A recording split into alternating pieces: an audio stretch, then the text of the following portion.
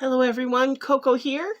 I have put together a large multimedia purple paper pack. So let's jump in. This is some hand-created paper, and I used a technique where you use a sturdy cardstock. This is 65 pounds. And then I layer herbs, fibers, gauzy fabric, paints, layer of glue, layer of tissue, layer of glue. And it was a lot of fun to make these. It's kind of neat because the herbs kind of change color. I've got fennel seeds in there. So that is one piece of the collection. And then I worked on conditioning pink paper so you can crinkle this and create faux leather. So here's the result of that. And you will get two pieces of that. And here is a purple permanent stain. I used archival ink and I just went across the top. So I will give you an example. When you go to do yours, you can use any colors. Just give it a good crinkle and then just simply go across the top with as many colors and saturation as you prefer, and you can keep crinkling it for more wrinkles. I just thought it would be fun instead of brown to have pink. So you will get two of the faux purple leather, two of the pink conditioned papers to play with. Then this is a combination of gilded metallic gilding polish. I used two colors and I did them in an extreme dilution so it wouldn't overpower the page. And when it dried, it really didn't look like much. I put it over gray paper, Dove gray paper, but in case you can't see the color, you can see the pearl. Then, because I wanted just a splash of color, while it was wet, I came in with some dilutions. And that looked so dark, I was a little worried about it, but look, it did a nice job becoming kind of cloud-like. And this has kind of a nice presence in person. You might not be able to see all the pearl on the camera. So you'll get two of those. I call it purple whisper paper. Now these are everyone's favorites. I use these saloon papers. They come pre-distressed. And then I use two different damasks. So you will end up getting two of these and two of those. And they look lovely front and back. Nice texture. And another popular one is the music. So I thought I would put it on blue this time. Anybody singing the blues? Now this paper ended up being more absorbent than I expected.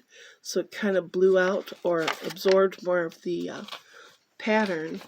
But that's okay because it makes it less competitive if you're trying to journal notes. You don't have to compete with too much design. So that's it on the papers. And while I was playing, I was using parchment paper to create my rice paper effect. And I loved how it looked, so I actually put the glue solution on this. And I'm going to throw that in there. This is crinkly. And I did the same with the cleanup towels. This is a paper towel, and I went ahead and put the glue solution on it. You can run that through your die cutter or use it, as a little mini journal. It's kind of interesting texture. I'm getting a little bit better. When I first tried out the rice paper, it was very stiff. So this napkin, I'll show you what it originally looked like.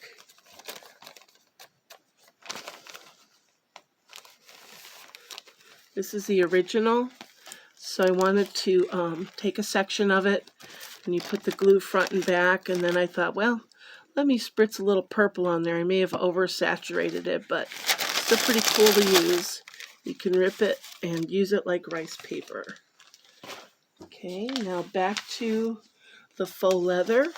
I conditioned brown paper bag, and of the 4 kits, there will be a random piece of this. so you don't know what you'll get. You might get one that's all pink, but this is a vintage photo, a green, and a purple. And so this is soft and supple. You can crinkle it, you can add more, and what's nice about these is you can rip pieces of this for your collage and add texture to your design.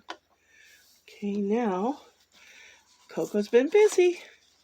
I have been busy peeling and quartering napkins.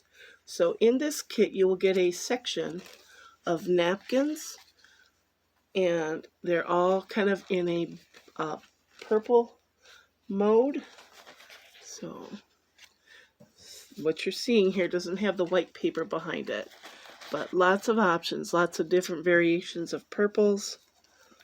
And let's see, these are more moody, lavender, roses. Here's another section of lavender in a bunch, lavender in a bicycle basket.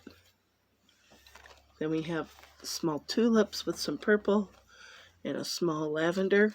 So you get that. Then I'm throwing in some yardage of the loop fibers. There will be 3 yards of each color. And I thought it would be fun to try to find some laces. I still have more to go through, but for this kit, I've got these pastels, then I've got this cute little gauzy heart, just a little piece just to play with. Then that's kind of vibrant, but picks up some of the colors. And then I'm also going to put in about 8 pieces of Anna Griffin flowers that have purple in them. And most of these are the same design, and then there's a few that have a couple random thrown in. So 4 kits will all have 8 pieces. And if it was a small flower, I might have added a second one to make it about as thick. But these are beautiful, and some of these are 2D, 3D. You've got, 2 layers. Okay.